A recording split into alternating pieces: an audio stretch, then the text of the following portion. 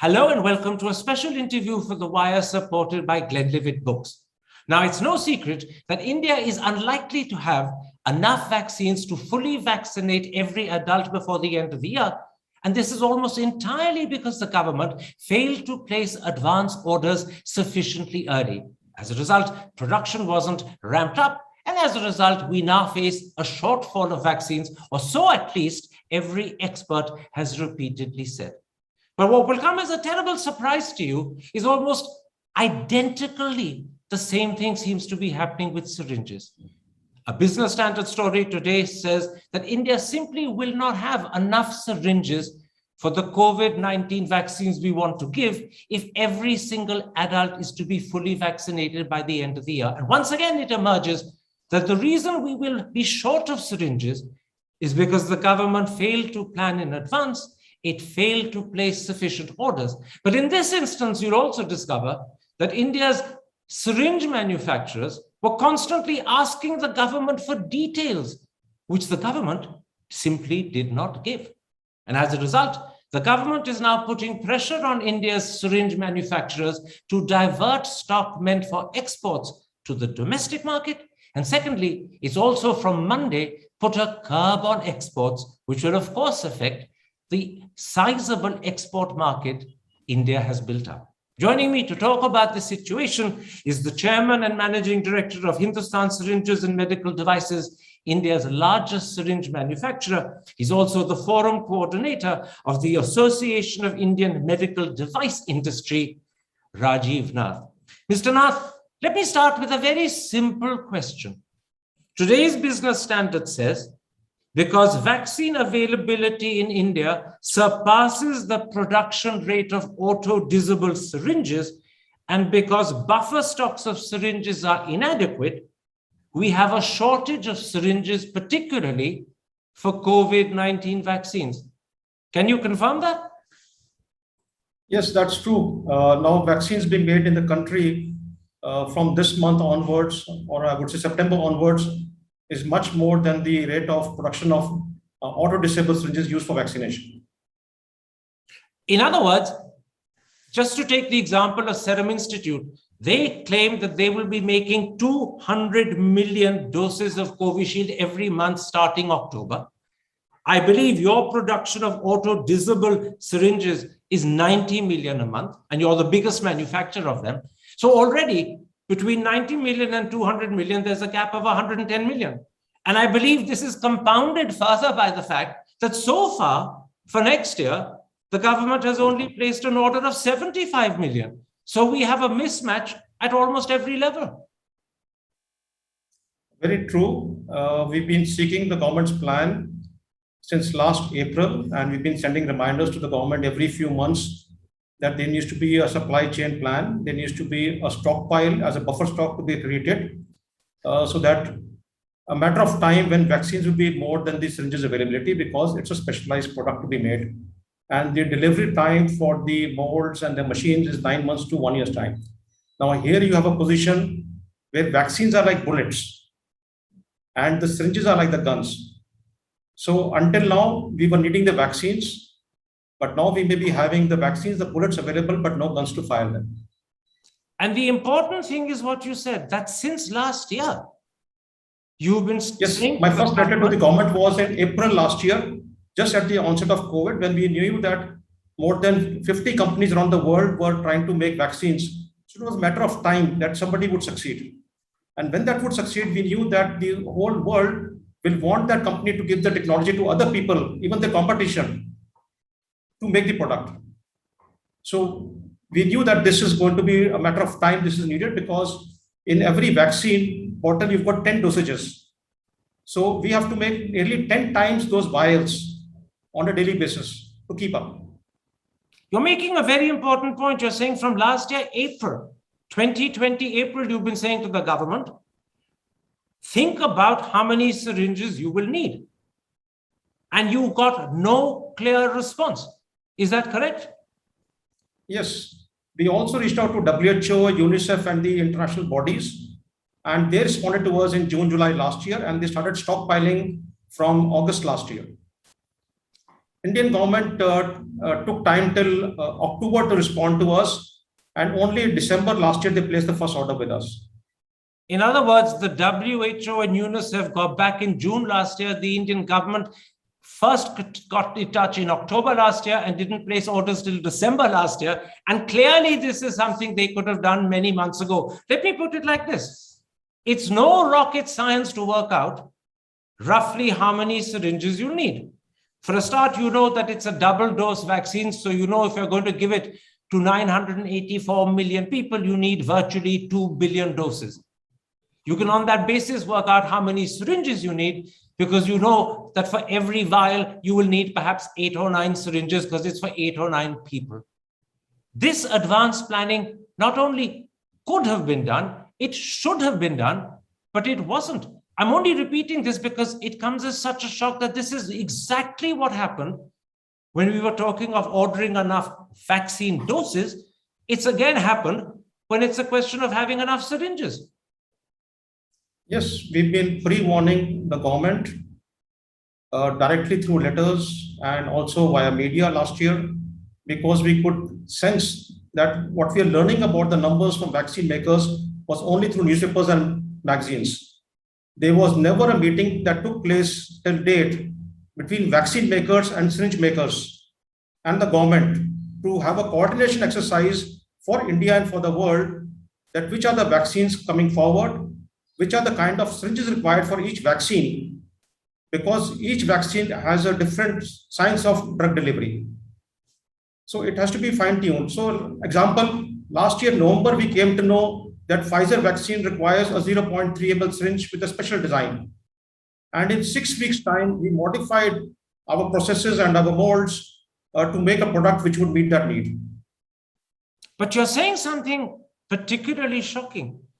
Earlier on in this answer, you said that you found out from newspaper articles how many vaccine doses were being ordered. And on that basis, you extrapolated for yourselves how many syringes would be needed. This information should have come directly from the government in very clear, direct form, but it didn't. You had to work it out from what you read in newspapers and through your own extrapolation. True. We sought this dialogue because in business, to order something is a huge risk, especially if you know you're going to add capacity and next year the demand will not be there. And you're saying something else too, that you wanted a meeting, a tripartite meeting between vaccine manufacturers and syringe manufacturers and the government, so you could talk to each other and find out what sort of syringes are needed. As you said, Pfizer needs a special syringe. You only found out in November. Fortunately, Pfizer doesn't get done in India, so that doesn't affect the Indian market. But you wanted a meeting with Indian vaccine manufacturers and the government to work out what were Indian requirements in terms of quality of syringe, quantity of syringe, and the dates of supply. And the government did not arrange these meetings. You're really saying it did not arrange these meetings? Yes, our company believes in sharing the Prime Minister's vision of being Atmanirbhar. We make our own components, and if we have enough time period to plan in advance, it need not be formal orders also, but at least a clear indication what is the country's requirement. We can plan to order equipment for doing that, whether to make a needle or the cannula or a special type of syringe. All that requires 9 months period to 1 year's period for ordering the equipment and planning. And the government never got in touch and told you what they need. And that is the most amazing thing of all, because it's not something that the government would have had to do research to find out. The second they began talking to vaccine manufacturers, they would have known what the syringe requirement would be. And yet they failed to communicate. They even failed to heed your request for tripartite meetings. In fact, before this interview, you told me that on the 14th of September, roughly 3 weeks ago, you wrote to the health secretary asking him to let you know what would be syringe requirements for different phases all the way to March 2023. 3 weeks have gone by, and I gather you've had no reply from the health secretary. Is that right? Yes, we only have orders of about 75 million syringes to be supplied in 2022 beginning. And we are unclear as to what we have to supply to Indian government the whole of 2022, whether by March or by December next year or by March 2023. We are not clear about that. So until we are clear, we cannot plan allocation. India comes first. My country comes first. So naturally, we will give to India first. But when India does not come forward and clarify, then we need to offer that to our international buyers. And then international buyers make commitments to us for 1 year's time period or 2 years time period. And then tomorrow we go back and we don't honor those commitments. That puts the country in a bad position, puts our company in a bad position too. Before Puts medical device industry as a manufacturing hub as a bad name too. I want very much to talk about the bad name the government is forcing your industry to get into. But before that, I want to pick up on something you said. Not only have you got no reply till today, the 7th of October, to a letter you wrote to the health secretary on the 14th of September, and all you wanted to know was what is the likely requirement of syringes all the way to March 2023. Not only have 3 weeks gone by and you've had no reply, but in that answer, you said the only order the government has placed for auto-disable syringes for next year, that's 2022, is 75 million. That's all they've placed up till now, and it's already the 7th of October. Next year starts roughly in 2.5 months' time. I mean, the government must know that we'll need multiple times more than 75 million, and yet that's all they've ordered. That becomes our challenge because typically tenders come out with a notice period of hardly 2 weeks to bid. And then we need to deliver the quantities maybe in 4 to 6 months' time in the delivery period required by the government. And whether me or any other company in India who makes syringes needs to plan for components, because for at least my company is self-dependent. We make our own needles. Most of my other competition buys needles and cannula or gaskets from outside vendors, importing them from China and other countries. And you need many months to arrange all those components. So the country may have huge surplus capacity. The country has a capacity to make 500 million syringes a month. And more than half that capacity may be lying idle. So not that we cannot deliver, but we cannot deliver with such short notice periods. Absolutely. And what the government is required to do is to share its thinking with you and place orders in advance so that you've got the components and you can put the system in place to use idle capacity. But you can't crank up idle capacity like you kick a ball on a football field. It's not as simple and easy and straightforward as that. It takes time, it takes preparation, and that is what the government hasn't given you. I'm putting it in layman's terms, but am I right? Very true. And not only the investment is required for plant and machinery. For example, my company had to outlay 150 crore rupees, but you have to also outlay money for the working capital, for raw materials, for components. And there's a risk factor that that capacity may not be used. So tell me this. At the moment for next year, they've only ordered 75 million auto-disable syringes. And clearly, without any doubt, they need multiple times that number. So what happens if in 2 weeks, 3 weeks, 4 weeks, 6 weeks, you get an urgent call from the government to say, Mr. Nath, actually, we need 750 million. What happens then? So the earlier we come to know, the better it is, because other buyers like UNICEF, PAHO in South America, they do children vaccination programs, COVID vaccination programs, and they're having long-term agreements with us, and they need to have a clear indication from us as to what can be offered to them, whether 300 million or 600 million next year or 2023. And we cannot go back and say that I don't know. But I will tell you after God of India tells me. But forgive me, isn't that what you're having to already do? The government is putting pressure on you to deliver syringes, and you're forced into taking away stock that was produced for export purposes or UNICEF purposes or WHO purposes and give it to the government instead. I believe already UNICEF has got upset because you've told them that we cannot give you the quantity we committed ourselves to do. Is that correct? Yes, very correct. And when we realized that these shortages are coming forward, the previous month we had moved 100 billion syringes from UNICEF allocated agreements and offered to Government of India to tide over the immediate crisis which we could see looming. But that, of course, destroys our credibility, and we were wrapped on our knuckles, figuratively speaking, by the clients, because then we don't become a dependable supplier to them. Absolutely. In other words, when you say... And now we have the ban. When you say wrapped on the knuckles, You're saying UNICEF was not at all happy to hear that. They were displeased. Very much so. In fact, there's And something. it takes years to make customers like that. It takes years of efforts to make customers like that. That's the second point I want to come to. It takes years to build up export markets. It takes trust to develop them. Now, as of Monday, 4 days ago, curbs have been put on how much you can export. I gather your industry as a whole used to export 120 million syringes a month last year. In the first few months of this year, that had increased to 130 million. But now you've been told by the government that you can only export 40 million in October and November, and only 90 million in December and January. Is there a danger here that you could end up losing some export markets as a result? Sure.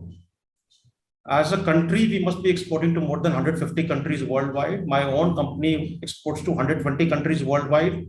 On today's date, I've got 35 million syringes lying in ready stock, which were supposed to go out in September, but could not go because of shortages of containers. Our monthly exports from HMD alone is 50 million pieces a month on an average. And 40 million embargo is too short a quantity. And this, we don't understand this 40 million also because it covers non-COVID syringes. So what is not required for COVID? Why ban the export of that? This is a very important point you're making. In fact, there are 2 points. One, the total amount of export permitted by the industry as a whole is 40 million. Your company alone, which is the biggest manufacturer in India, used to do 50 million a month. So if 40 million is permitted for the industry as a whole, there's no way that you can meet even half of your total commitment, because I suppose that 40 million has to be shared with other manufacturers. And the second thing is that the government has put a curb in a pretty unthinking way. Syringes that are not needed for COVID vaccines are also barred or restricted from export.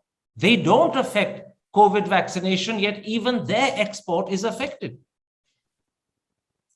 Very true. So not only we are going to be dishonoring our commitments to the buyers of the COVID or the children vaccine syringes worldwide, but also will be dishonoring distributors in countries like USA, Europe, Middle East, South America.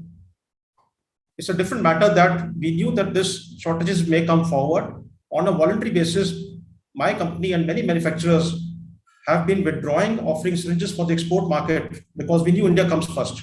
So we had inquiries coming in or repeat orders coming in from countries like Japan and Brazil, and we sacrifice that business because yes, we know India comes first. So it feels quite unfair that here we think for India first and try to play a balancing game between our international long-term commitments and the country, but we lose out on both. Absolutely. So two things have happened. Because the government failed to place advance orders, because it failed to think long-term and work out what it needed, something that didn't require rocket science, which was done pretty easily and simply. But because it failed, we have a shortage of syringes domestically. And more importantly, from your personal point of view, you're also forced to let down traditional countries to whom you exported, because now you're diverting what was intended for them to make up the shortfall at home. So you're losing out on two counts.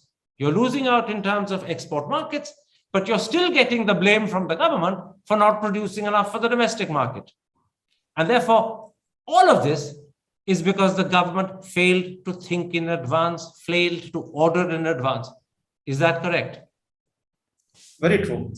All this was avoidable by better supply chain management, by having better dialogue between the vaccine makers, the syringe makers, and the government, and having timelines for the country to gear up its production for everything, including the components. Last year, we told the government that you've taken out the PLI scheme for medical devices. Please include drug delivery, including syringes and other COVID critical medical devices also in the PLI scheme. So things like oxygen concentrators and masks, they should be under this PLI scheme. But did they include COVID syringes and other devices in the PLI scheme, or did they fail to do so? Nothing. they've only been targeting the PLI scheme for high-end equipment, which currently is not a priority. So things like MRI, CT scan is prestigious, but it may be required in peacetime. But currently, for last 1.5 years, we're fighting a war with COVID. And for fighting a war with COVID, we need to gear up our medical supplies, whether for concentrators, oxygen therapy equipment, ventilators, masks, PPE, syringes, basic stuff. We are falling short of basic stuff. And right now in the market, there is a spike in demand because of dengue for syringes and healthcare requirements over there. So as a company, do I think for the patient in the hospital first, or shall I think for vaccination? So I would think for patient in the hospital first and vaccination second. But you're making an astounding point in this answer earlier. The PLI scheme of which the government is so proud, it keeps talking about it and boasting about it. You said to them, extend it to cover syringes and other COVID-required equipment. And they haven't done that. I mean, I find that astonishing. You're absolutely sure they haven't done it. I'm asking you yet again. No, they have not done that. And we asked them also, don't keep the bar so high that it cannot be made eligible for MSME to be for it. We wanted the mid-sized small companies in India to avail the benefits. And we said, you don't have to make it into a very lucrative scheme, but at least give some recognition. The people who came forward to put factories in the crisis time for PPE kits, for masks, ventilators, at least recognize their efforts and reward them. It may not cover their losses because now they've got surplus capacities and nobody's buying the product. Mr. Nath, I'm interrupting. The government calls these people's warriors. That's the rhetoric the Prime Minister uses. He goes abroad and makes speeches in the UN about how we ramped up PPE production from nothing to a fantastic amount. And yet, when you're saying to them, help them by putting them on the PLI scheme, all you get is silence.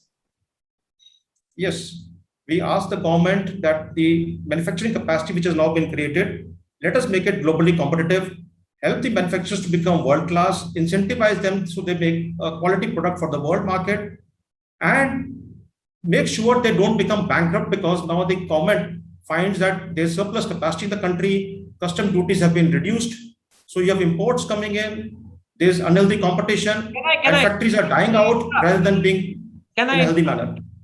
The audience listening to you will have formed two opinions, and I want to put them to you to ask if you agree. First, the government boasts about the PLI scheme. The government boasts about how PPE production went up. And yet when you said to them as an industry, bring them under PLI and help them, particularly the small people, it refused to do so. It was silent. And the audience will say to themselves, isn't this hypocrisy? Would you agree? I think I failed in my persuasive ability to convince them. Okay, you're being a diplomat. Let me put another question to you. The situation we face with syringes is entirely because the government failed to plan and think and order in advance, something it could have done, should have done, but didn't do. And exactly the same thing has happened with vaccine orders, which is why we had such a shortfall. It's getting better now, but we had a terrible shortfall right through the months of summer. And both with regard to ordering vaccines and now with regard to ordering syringes, the audience will say, this is laparwahi. This is irresponsibility. Would you agree? Very much so, because from our end, we have been proactive in forewarning the government repeatedly. And outside of India, we are being listened to, and we feel sorry that within India, we are not being listened to. This is astonishing. Outside India, I take it you mean UNICEF, WHO, and everyone else. They listen to you, they order in advance, they make sure that they've given proper commitments so that you produce. Inside India, you're giving them forewarnings and they're not listening to you. Yes, we've had international conferences between WHO, Gates Foundation, and other multilateral organizations and UNICEF, so that the global supply chain and the global demand and supply can be managed to avoid shortages, not only for India, but for the world. Absolutely. Because nobody is safe until everybody is safe. So we have to make syringes not only for India. The whole world needs to be getting vaccinated. Tomorrow there might be a new strain of the disease which may come back to bite us. So we have to again go through the second exercise. I'm going to end this interview by repeating what you said. When I said to you, this whole situation, how the government managed COVID vaccine orders, how it managed syringe orders, suggests to the audience that this is laparwahi, this is irresponsibility. And I asked if you would agree. Your answer was very much so. So you're saying very much so. The government has been irresponsible. It could have managed in a much better manner, surely. This crisis could not have been created. It could have been prevented. It could have been prevented. It could have managed in a better way. Will you also use the word irresponsible? You said very much so, but when I repeated it a second time, you didn't use the word irresponsible. I know you're smiling. I know it's not easy for industrialists who have to deal with the government to use that language, but there is the Indian audience that would like clarity from you. Would you use the word irresponsible rather than very much so?